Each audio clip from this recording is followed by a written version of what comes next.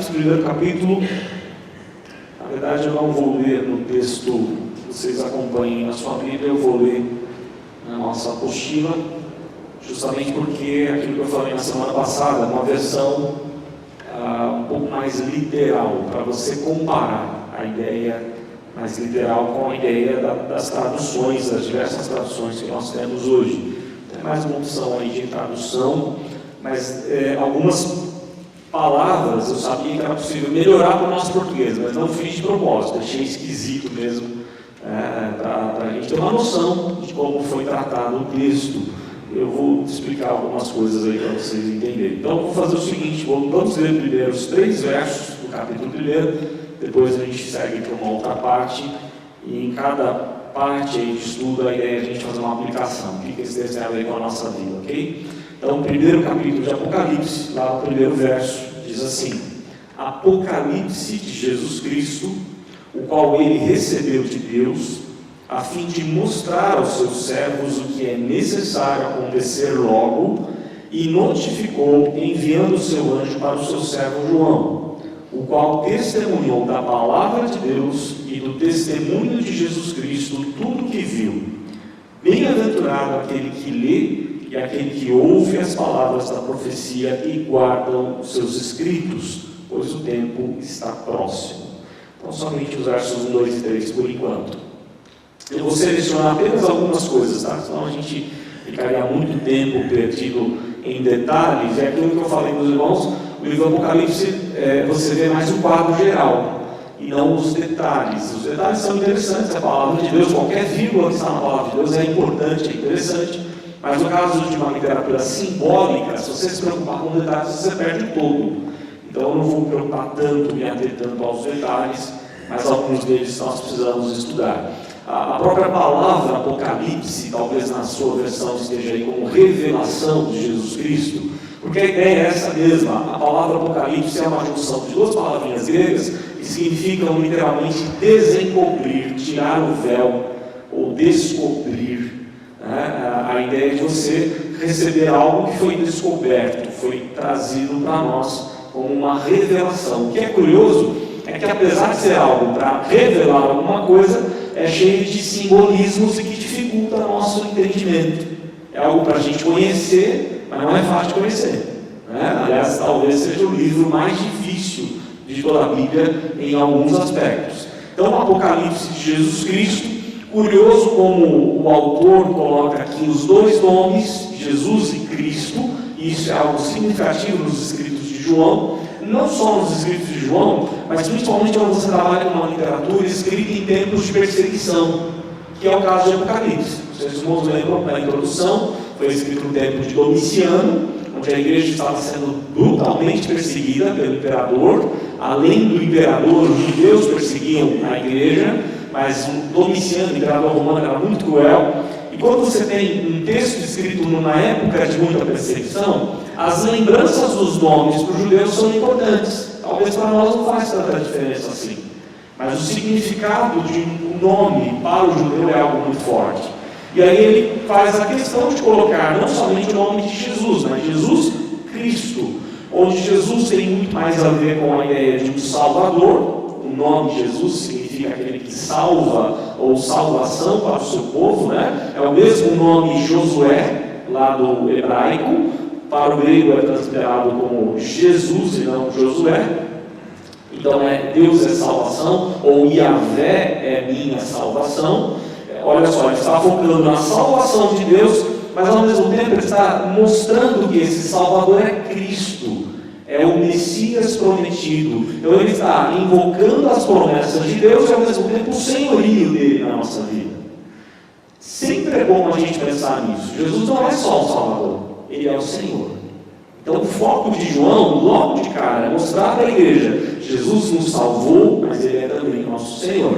Isso acontece de uma forma muito especial no mesmo evangelho escrito para a perseguição, no momento de perseguição, no evangelho de Marcos. O primeiro versículo do evangelho de Marcos é: princípio do evangelho, das boas novas, boas notícias de salvação, princípio do evangelho de Jesus Cristo, o Filho de Deus. Marcos já quer dizer que Jesus é o Salvador, Ele é o Cristo, a promessa que se encarnou, é o Senhor da nossa vida. Além de tudo, Ele é Filho de Deus, ou seja, Ele é Deus, Ele continua sendo Deus. Apesar do seu sofrimento, olhe para Deus, Ele está no controle de todas as coisas. Então o foco de João logo no início é mostrar que Jesus é o Salvador, mas também é o Senhor. E aí o texto diz que ele recebe de Deus a fim de mostrar aos seus servos o que é necessário acontecer logo, e ele notifica enviando o seu anjo para o seu servo João.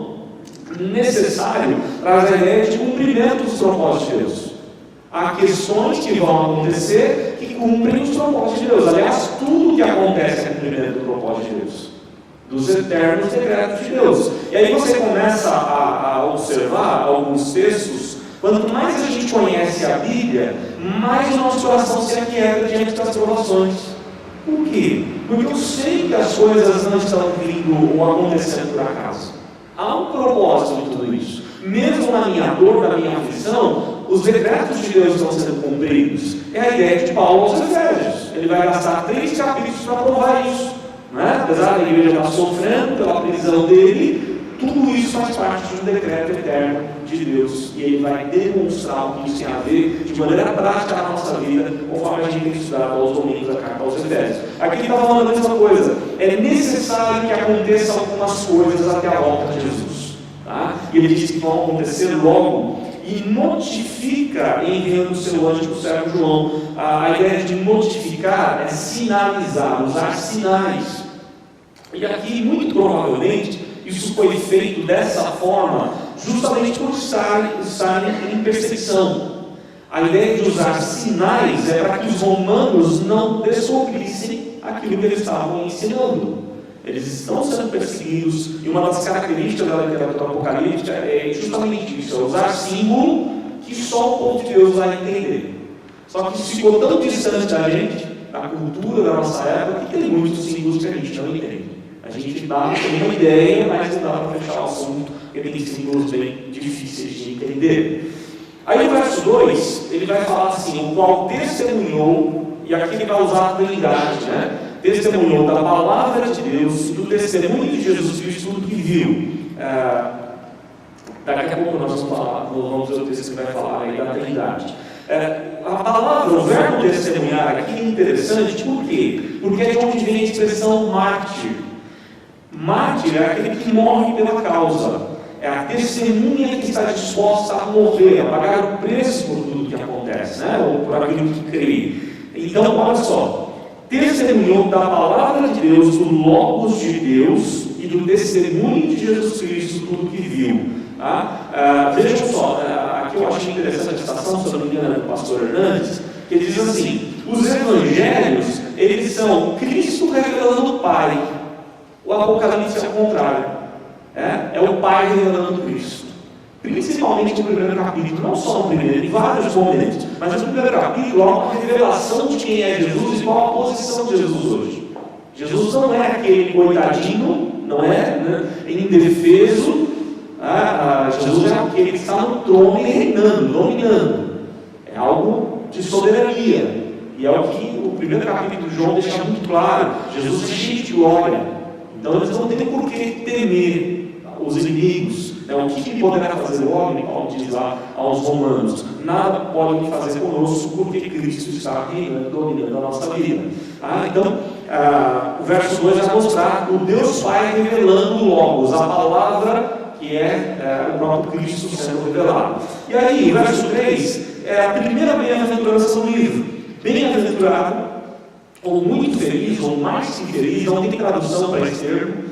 A ideia é alguém que está tão feliz porque ele é aceito por Deus, ele é aprovado por Deus. Lembra como lá de Paulo falando a Timóteo, que ele deveria ser um obreiro, apresentar a Deus como um obreiro aprovado? A ideia de ser bem-aventurado, é de você chegar na presença de Deus e Deus gostar da sua vida, das suas atitudes, dos seus pensamentos. Isso é ser bem-aventurado, é estar muito bem com Deus. Bem-aventurado aquele que lê e aquele que ouve as palavras da profecia e guarda os seus escritos, pois o tempo está próximo. Ouvir aqui não é só ouvir, mas é a ideia de obediência, ok? Você lê a palavra, no conceito oriental, ouvir tem a ver com obedecer. Não adianta nada somente ouvir. Você ouve e coloca em prática na sua vida. É essa a ideia de João. Então você ouve, lê e ouve as palavras da profecia. Eu já falei na primeira aula que esse não é um livro profético. O gênero literário de Apocalipse não é profético. Profético é só apontar para aquilo que vai acontecer. Apocalipse vai falar de coisas que aconteceram, coisas que estavam acontecendo no tempo da escrita e coisas que vão acontecer. Ou seja, contém profecia, mas não é somente profético. A ideia de usar aqui, alguém lê esse verso e fala, não, está dizendo que é profecia. Está dizendo que as profecias desse livro, nós temos que ficar atento a elas. Então, a ideia de profecia tem a ver com a autoridade de Deus.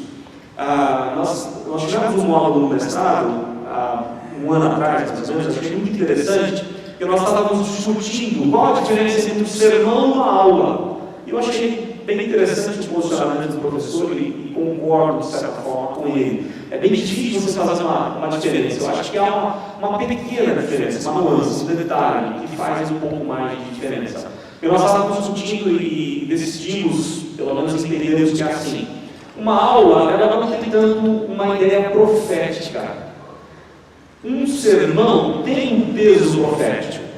Não é profético de novas revelações. A ideia de um profeta é pregar a Bíblia. Profetar, ou profetai, o verbo grego, profetai, é você pregar, profetizar, pregar as Escrituras.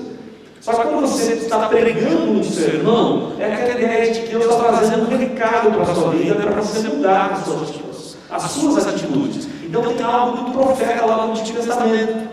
Por isso que a maioria dos sermões, eles são duros, ou deveriam ser. Porque você olha para a sua vida e fala, poxa, eu tenho que melhorar um monte de coisa. Estou muito longe disso. Estou muito longe do alvo que é Cristo.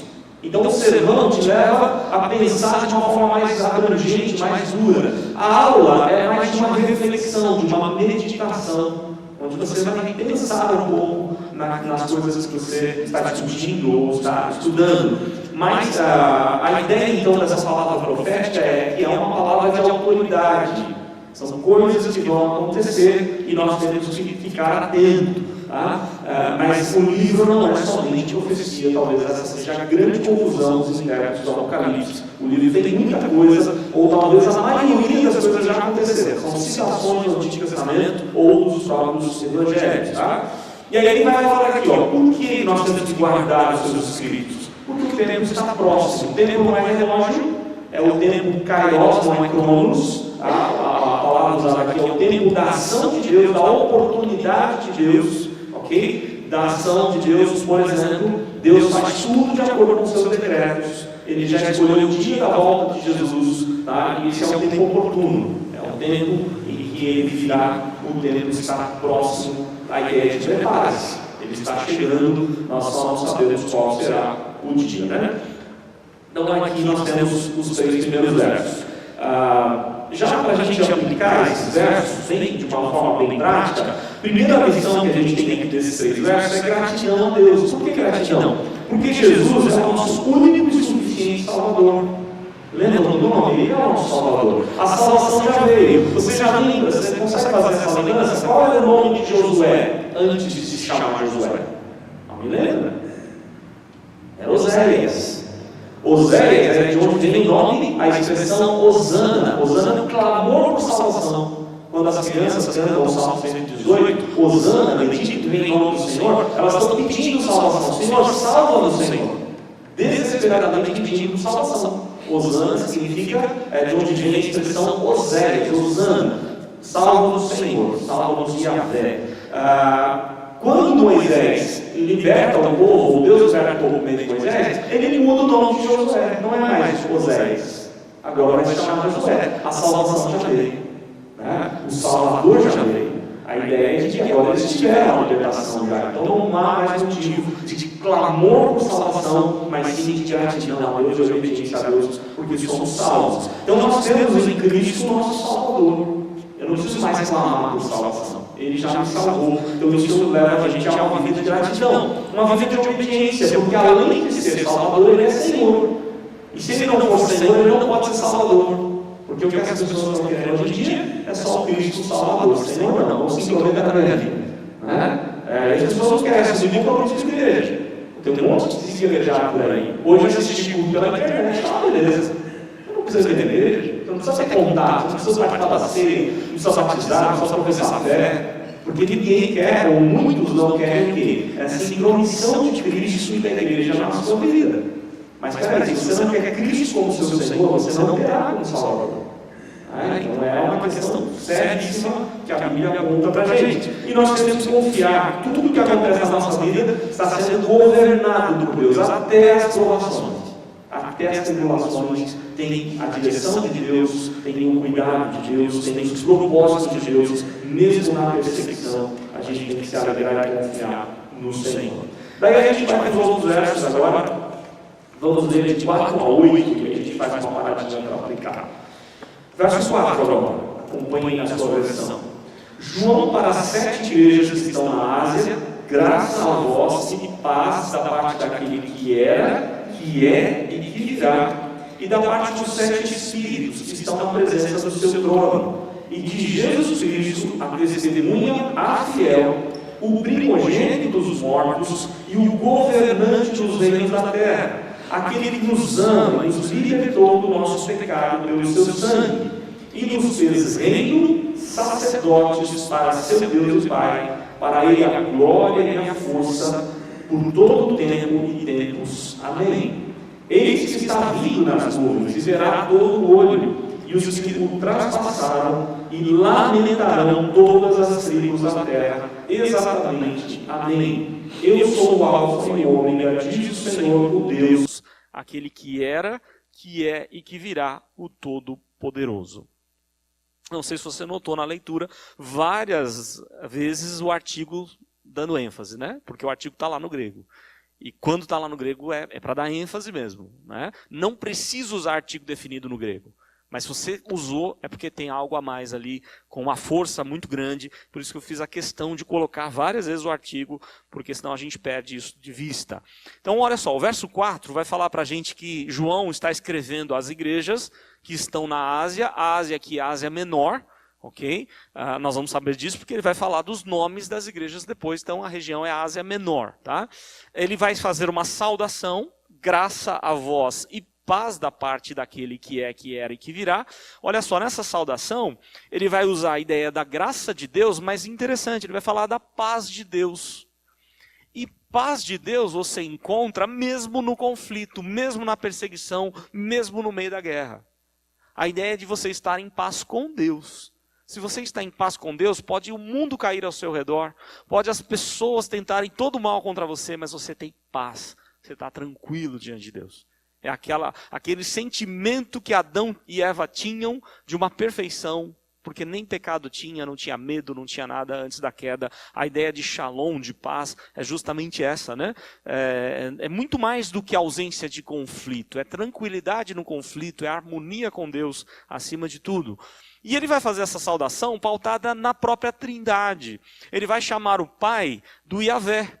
A ideia aqui, daquele que era, que é e que virá, é o próprio nome de Deus, Yahvé. E ele vai quebrar as regras do próprio grego para escrever o texto.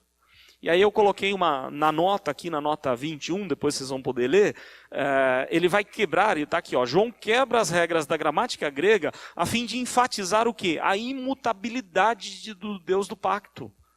Se Deus é imutável, eu não posso fazer alterações por conta de uma gramática, nem sequer que seja o grego. O grego que fica errado, essa é a ideia dele. Eu vou errar, escrever errado no grego, mas eu não mudo o nome de Deus, eu não altero o nome de Deus. Havia uma reverência por parte do judeu com o nome Yahvé muito grande.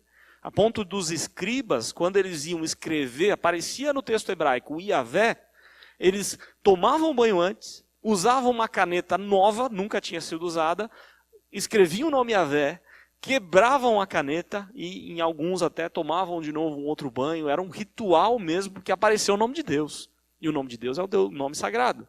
Então ele tem essa visão judaica e o jeito judaico de escrever, onde ele vai cometer alguns erros gramaticais e alguns podem até falar, tá vendo? A Bíblia tem erro, não tem erro coisa nenhuma, propositalmente ele fez assim por causa do nome de Deus, do respeito que ele tem por esse nome. E algo que a gente tem que resgatar, né?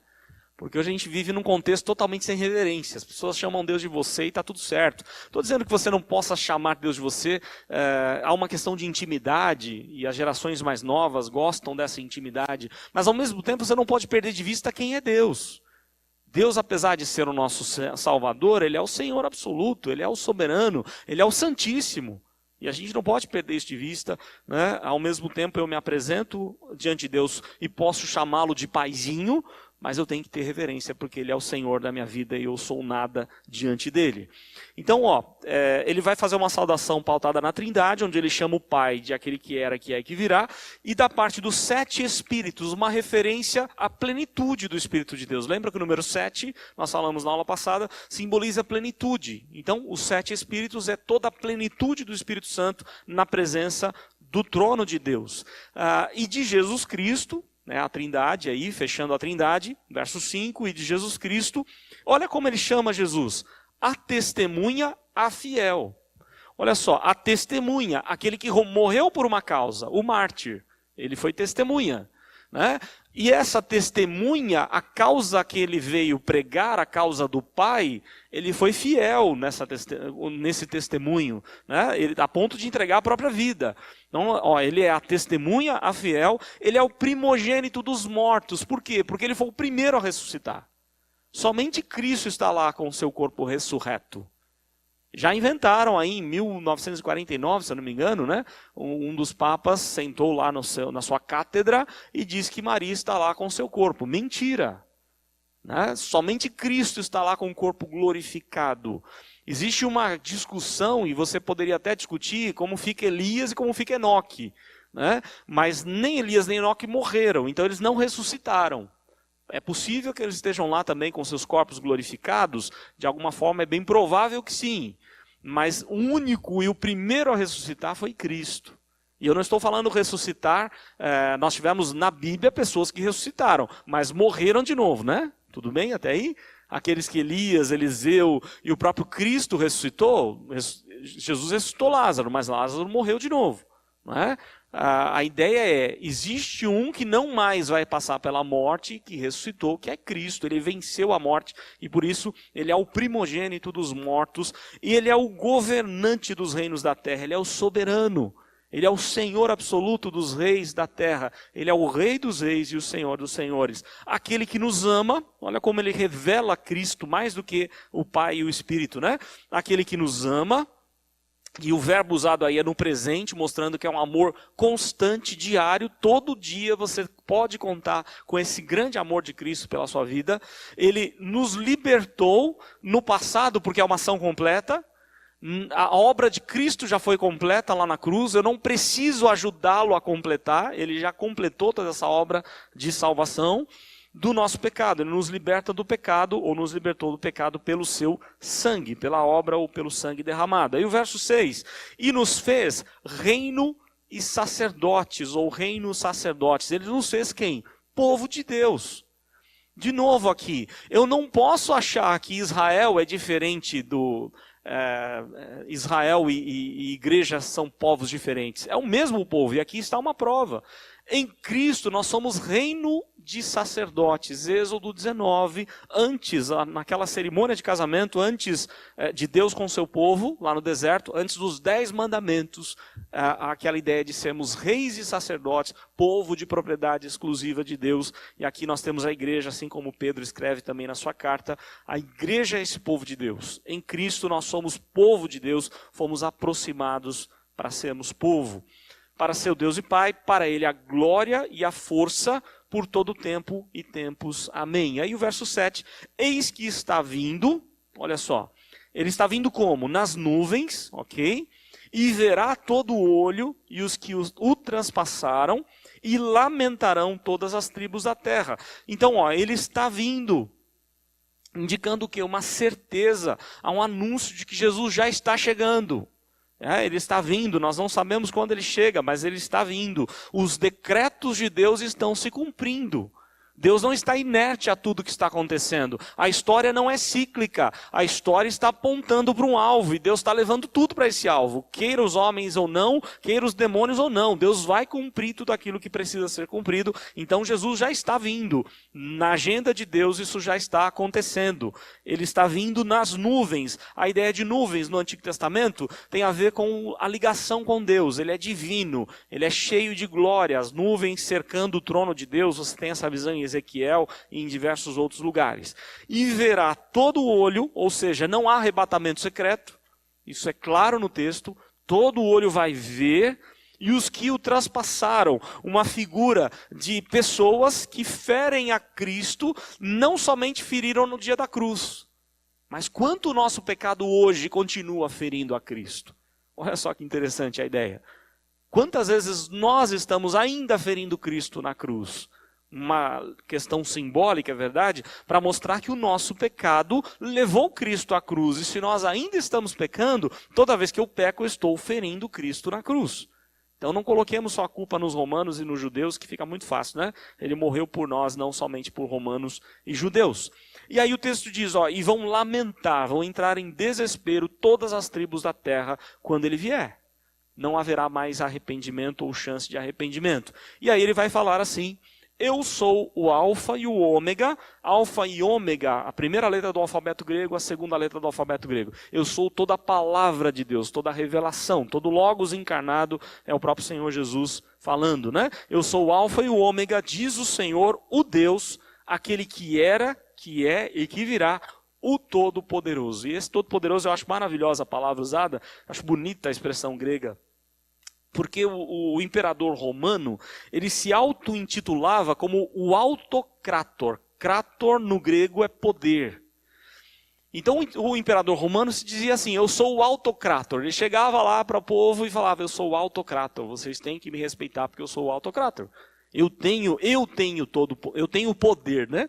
E aí olha só o que João está dizendo. Deus, ou Cristo, a figura aqui do próprio Cristo, ele não é o autocrator, ele é o pantocrator, ele é o Todo-Poderoso. Ele tem muito mais poder do que todos os reinos juntos, do que todos os imperadores juntos. Ele é sim o Senhor absoluto. E aí algumas lições para a gente. O que a passagem vai nos ensinar é a saudação relacionada à ideia de tabernáculo. Deus o Pai está diante do seu trono, na Arca da Aliança. O Espírito na figura do candelabro, as 7 lâmpadas do Espírito de Deus, a plenitude do Espírito lá no candelabro. E Cristo como aquele que morreu por nós, o seu sangue, aquele que é o altar do sacrifício. Então você consegue ver a Trindade na própria figura do templo ou do tabernáculo. Isso traz para a gente confiança. Deus nos dá graça para enfrentarmos as adversidades.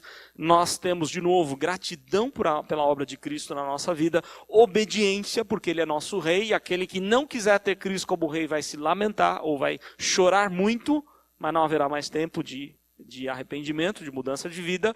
E compromisso, né? Uma vida mais comprometida com a vontade de Deus e não fazer aquilo que desonra o nome de Deus. E aí a gente vai para um texto mais longo, eu vou tentar ser um pouco mais breve, porque não temos muito tempo. Vamos lá para o verso 9, a partir do verso 9. Eu, João, o vosso irmão e companheiro, na tribulação e no reino e na perseverança em Jesus, estava na ilha chamada Patmos por causa da palavra de Deus e do testemunho de Jesus. Estava em espírito no dia pertencente ao Senhor, e ouvi atrás de mim uma voz estrondosa como trombeta, dizendo: o que você vê, escreve num livro e envia para 7 igrejas, para Éfeso e para Esmirna, e para Pérgamo, e para Tiatira, e para Sardes, e para Filadélfia, e para Laodiceia. E voltei para ver a voz que falava comigo, e voltando vi 7 candelabros de ouro. E no meio dos candelabros, um semelhante a um filho do homem, vestido até os pés e cingido perto do peito com um cinto de ouro. E a cabeça e os seus cabelos brancos como a lã, como a neve, e os seus olhos como chama de fogo, e os seus pés semelhante a latão reluzente como no fogo queimando. e a sua voz como voz de muitas águas. E tinha em sua mão direita 7 estrelas, e em sua boca espada de 2 gumes afiada saindo, e sua face como o sol brilhando em sua força poderosa.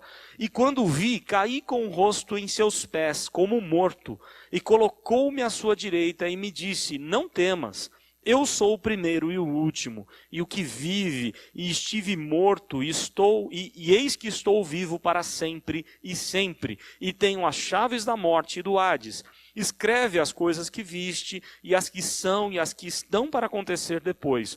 O mistério das 7 estrelas que viste à minha direita, e os 7 candeeiros de ouro. As 7 estrelas são os anjos das 7 igrejas, e os 7 candelabros são as 7 igrejas. Vejam só o que ele vai falar agora, a visão que ele teve, como é que foi essa visão lá na ilha de Patmos, né?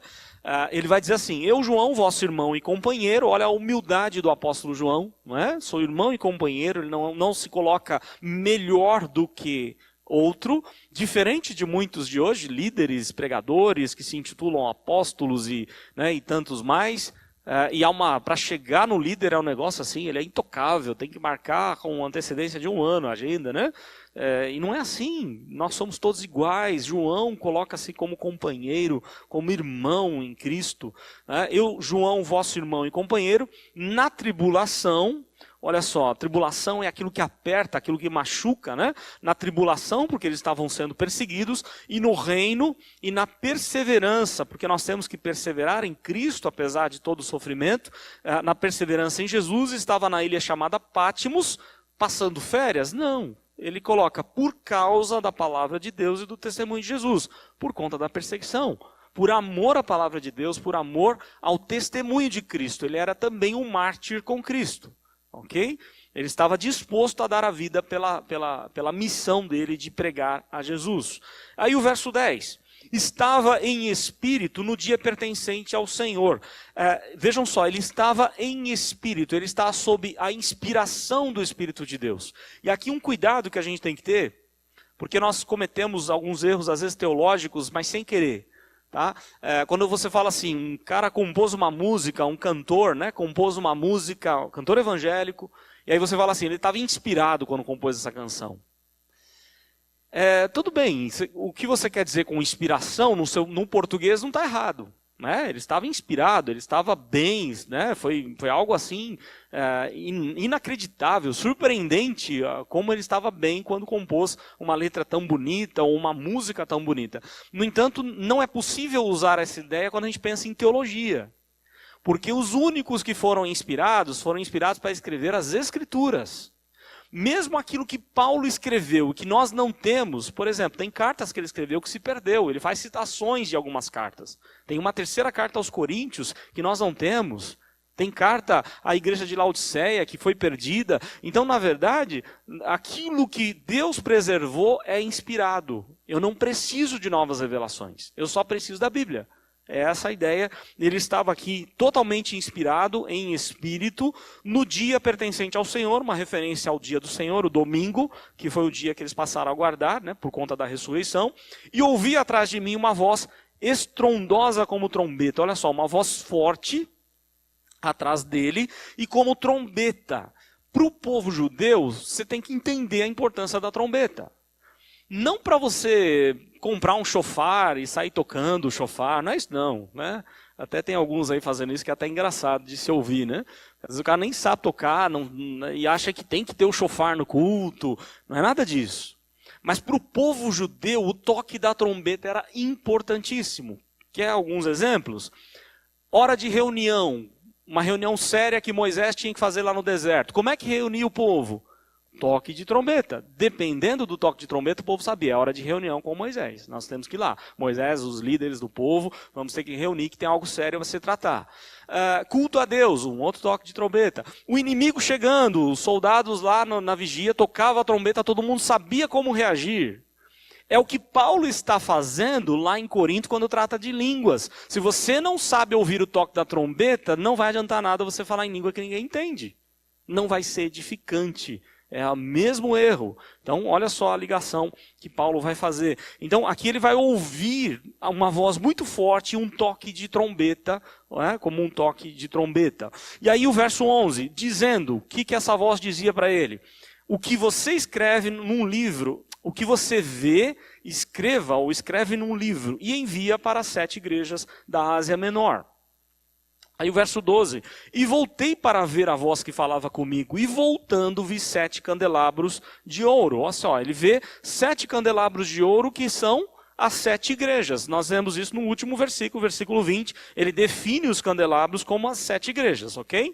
Então ele vai ver as 7 igrejas ali, os candelabros de ouro, e no meio dessas igrejas ou desses candelabros, olha só, ele não está de lado, ele está no meio, ele é Senhor. Tá? Quem é que está no meio? Um semelhante a filho do homem. Uma referência a Daniel 7, que é e a Ezequiel, e há várias vezes Jesus falando sobre o filho do homem, falando dele próprio. É uma referência ao Adão sem pecado, o segundo Adão. O Adão que venceu, não o primeiro Adão que perdeu, mas o homem restaurado em toda a sua essência. Né? Ele vê então no meio da igreja, comandando a igreja, um filho do homem, ou semelhante ao filho do homem. Como é que ele está vestido? Ele está vestido até os pés, roupa de sumo sacerdote, veste até os pés, cingido perto do peito, não é um cinto como nós usamos, né? É mais para cima, no peito, de novo a ideia de um sumo sacerdote, ou seja, ele vê um sumo sacerdote, que é o próprio Cristo, e além de tudo ele está com um cinto de ouro, uma representação, bem possível, uma representação de a ideia de realeza, de poder, de realeza. Então, além de sumo sacerdote, ele também é rei. Ele já tinha falado dele ser a testemunha fiel ou um profeta por excelência. Ele está apresentando Cristo como profeta, sacerdote e rei. E Cristo não só foi profeta, sacerdote e rei, ele continua sendo. As funções de profeta, sacerdote e rei, ele exerce hoje dos céus. Ele continua sendo o nosso profeta, sacerdote e rei. E ele vê esse Cristo dessa forma. Verso 14. A cabeça dele, né, a cabeça e os seus cabelos brancos como a lã branca, como a neve, os seus olhos como chama de fogo. Olha só, a ideia do cabelo branco, de novo, citações de Daniel 7. É interessante, por quê? Porque dá a ideia de eternidade e de santidade. Dá a ideia também, como lã branca, como a neve, de honra, de dignidade. Alguém experiente, alguém digno de respeito. Já acabou aqui, né? Deve ter acabado. Alguém digno de respeito. Então é algo assim interessante, como ele está vendo a Cristo. E aí o texto vai falar mais para a gente. Os seus olhos são como o quê? Chama de fogo. Ele penetra, ele percebe o que está acontecendo. Olha só, Deus vê tudo sobre nós. Não adianta você tentar esconder alguma coisa de Deus. Cristo está vendo todos os detalhes da nossa vida. Então não tem como nós escondermos algo de Deus. Aí vamos seguir para o verso 15. No verso 15 agora, os seus pés são semelhantes a latão reluzente, como no fogo queimando, e a sua voz como voz de muitas águas. Pés como latão reluzente, indicando força. E não só força, há fogo no pé. Como uma brasa viva, fogo queimando, indicando pureza, juízo. É alguém que pisa nos seus inimigos. É alguém de respeito e que causa medo, causa temor. Cristo não é apresentado aqui como alguém fraco. Ele deixou de ser um bebezinho indefeso. Obrigado. Ele deixou de ser um bebezinho indefeso. Ele não está mais correndo perigo, tendo que fugir para lá e para cá, ou sendo totalmente submisso aos guardas romanos. Agora ele é Senhor absoluto. Agora ele tem poder para esmagar o que ele quiser. Ele está cheio de glória. Ele se retomou com toda a sua glória. É o Cristo glorioso, com o fogo queimando. Aliás, uma figura também do livro de Ezequiel. A sua voz é voz como de muitas águas. Ele ouvia aquelas águas batendo, provavelmente fazendo essa ligação com a sua visão, as águas batendo nas rochas lá na ilha. E verso 16. Tinha em sua mão direita 7 estrelas, e em sua boca espada de 2 gumes afiada saindo, e a sua face como sol brilhando em sua força poderosa. Olha só algumas figuras aqui. Ele tem na sua mão direita indica autoridade. tudo está sob o seu controle. Toda autoridade foi me dada no céu e na terra. Quando você olha para um livro desse, você se aquieta diante do seu problema. O livro foi escrito justamente para isso, para conforto da igreja, para a gente se humilhar diante de um Cristo que é Senhor absoluto, que domina sobre nós. E não um Cristo que está sujeito às dificuldades da vida. Ele não está mais. Ele tem 7 estrelas, né, nas suas mãos, ou seja, a igreja está nas suas mãos. Ele tem autoridade sobre a igreja que é dele. Em sua boca a espada, o poder da palavra, uma referência lá de Deus, a espada afiada de 2 gumes. Depois você pode ler a nota, uma curiosidade aí sobre os tipos de espada usada nas guerras entre os romanos, entre os bárbaros. Você pode ler depois a nota, é mais uma questão de curiosidade. A ideia do texto é mostrar que ele tem em sua palavra força, poder para transformar. A palavra de Deus ela é mais cortante e eficaz. Ela traz transformação onde ela chega. Ele é a própria palavra. Verso 17. E quando ele vê esse Cristo glorificado, quando vi, caí com o rosto em seus pés como morto. Olha só.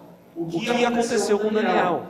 Quando Daniel percebe que ele está na presença de Deus, Daniel 10, ele perde todas as suas forças. Ele entra num pânico, num desespero, que ele está diante da majestade do Senhor. Quem era ele para estar ali diante do Senhor?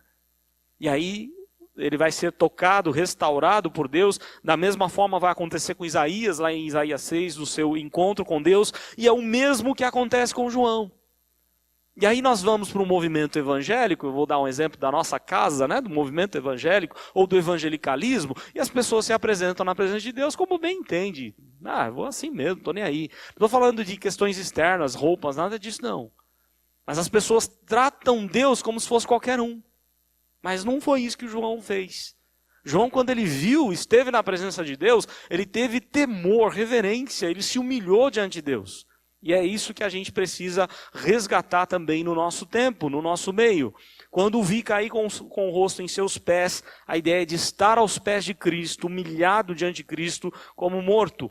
E colocou-me, olha só, Cristo mesmo coloca ele à sua direita e disse, não temas, a palavra de Cristo, consolando a igreja, fortalecendo a igreja, não temas, eu sou o primeiro e o último, ele é tudo. Nós não precisamos de mais nada além de Cristo, Cristo é tudo para nós. Eu não preciso de algo mais na minha vida para ser feliz. Eu preciso de Cristo. Pode o mundo cair ao meu redor. Pode tudo acontecer de ruim na minha vida. Se eu tiver Cristo, eu tenho tudo. Se o Senhor é meu pastor, nada vai me faltar. É a mensagem que ele está recebendo do próprio Cristo. Eu sou o primeiro e o último, ou sou o alfa e o ômega, como ele já tinha dito. Aquele que vive, e o que vive, ou seja, é a própria vida, e estive morto, e eis que estou vivo para sempre e sempre. Por toda a eternidade eu estou vivo, e tenho as chaves da morte e do Hades. Eu tenho as chaves, eu tenho a autoridade da morte e do Hades. E aqui, a confusão que as pessoas fazem com relação ao Hades. Um dos nossos o credo apostólico, ele vai falar que Jesus desceu ao Hades, e uma referência a um texto lá de Pedro, dizendo que ele foi pregar aos espíritos em prisão. O problema é que Hades, eu já falei um pouco disso com os irmãos, existe uma matéria do Dr. Heber Carlos de Campos, pai, lá na Fides Reformata, justamente sobre esse texto. É uma matéria muito boa, se você puder ler, muito legal, tem disponível na internet, onde ele vai tratar dessa ideia de que Hades não é um local, não é inferno. Hades é um estado de morte, então não é necessariamente o próprio inferno. E as pessoas acabam confundindo essa questão. E não só a questão do próprio inferno, há duas questões que levam à ideia de Hades. É o estado de morte e um estado de sofrimento da condenação do inferno. Aquilo que Cristo trouxe na cruz. Não é que Cristo foi pregar aos espíritos em prisão lá no inferno, mas que todo o sofrimento do inferno veio sobre ele, na cruz. Ele não foi até o inferno pregar porque não faria sentido. As pessoas que estão no inferno já estão condenadas. Mas a ideia que o texto traz para a gente é o contrário. É o inferno que foi até Jesus lá na cruz, na crucificação. Então, ele tem as chaves, ele tem a autoridade sobre a morte, sobre o Hades, sobre tudo aquilo que o inferno pode causar na vida de alguém. Ele é o único que pode tirar essa pessoa dessa condenação. Verso 19. escreve as coisas que viste, e as que são e as que estão para acontecer depois. E aí ele vai já dar uma revelação interessante. No verso 20, o mistério das 7 estrelas que viste à minha direita e os 7 candeeiros de ouro.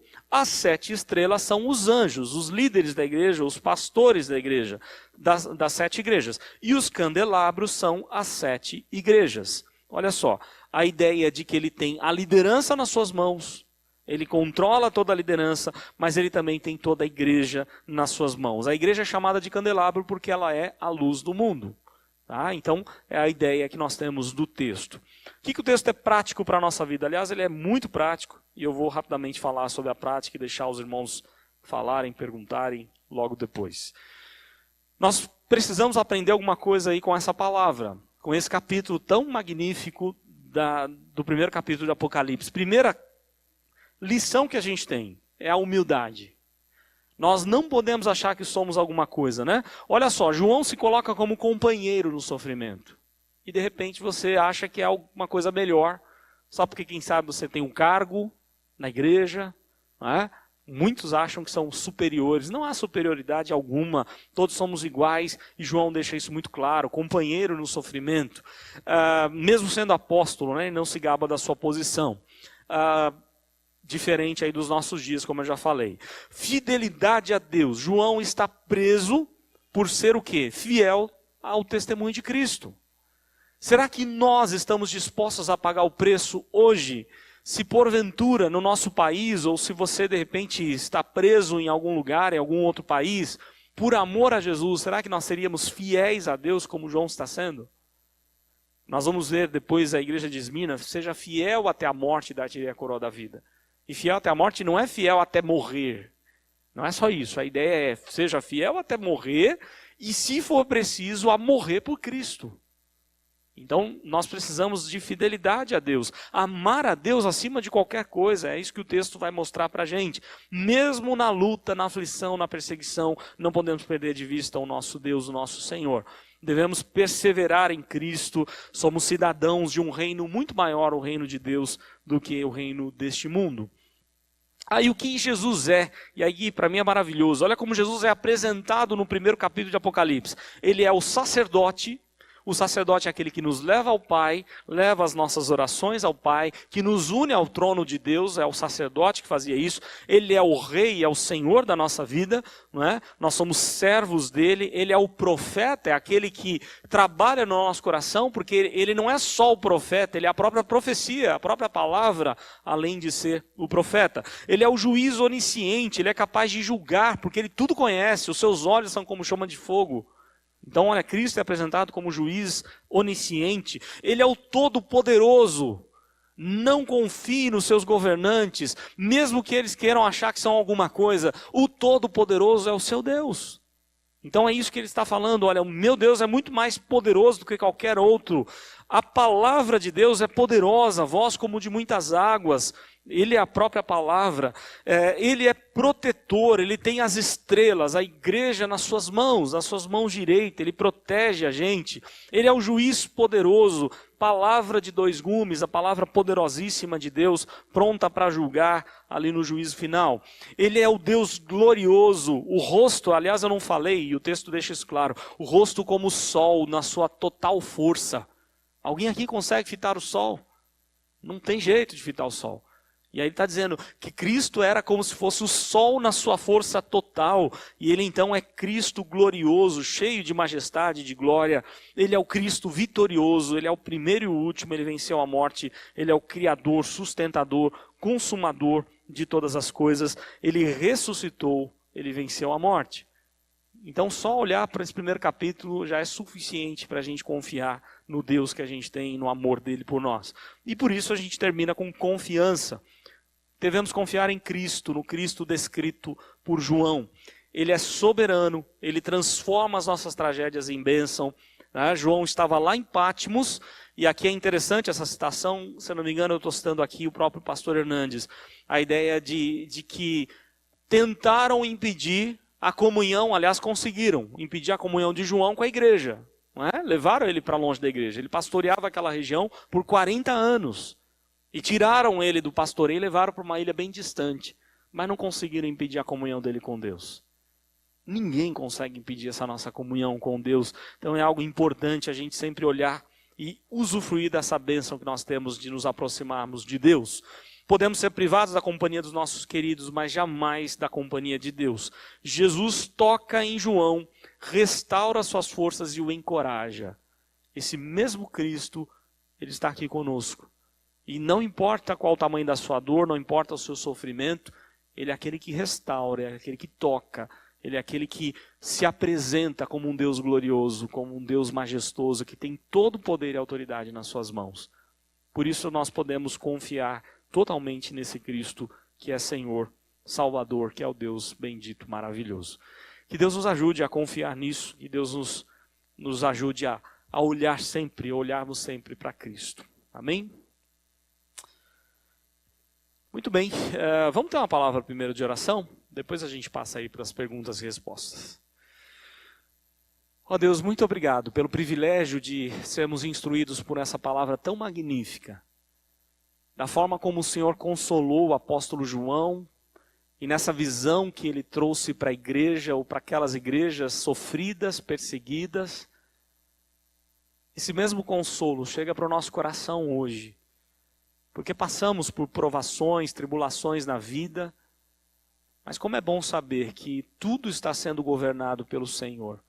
Tudo é cumprimento dos teus propósitos e que o Senhor tem como o teu filho, o filho amado, o nosso Senhor e Salvador Jesus, ele como Rei dos Reis e Senhor dos Senhores. Então, apesar dos nossos problemas, nós não podemos perder isso de vista, ó Pai, de valorizar aquilo que temos em Cristo. Nós nada precisamos do que Cristo.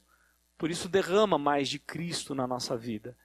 Derrama mais do jeito dele, do modo dele agir, de pensar, do amor, da bondade, da justiça, da misericórdia, de todos os atributos que o Senhor compartilha conosco e quer compartilhar. Que sejamos cada dia mais parecidos com Jesus. E que pela obra do Teu Santo Espírito nós possamos sempre olhar para Jesus como nosso Senhor e Salvador. E assim, ó Deus, receber do Senhor paz para enfrentarmos as lutas do dia a dia. Fica conosco e da mesma forma como o Senhor tem consolado, aliás, consolou João e as igrejas do tempo do Apocalipse, que esse mesmo consolo atinja o nosso coração e que sejamos gratos, confiantes e obedientes ao Senhor. Oramos em nome de Jesus. Amém.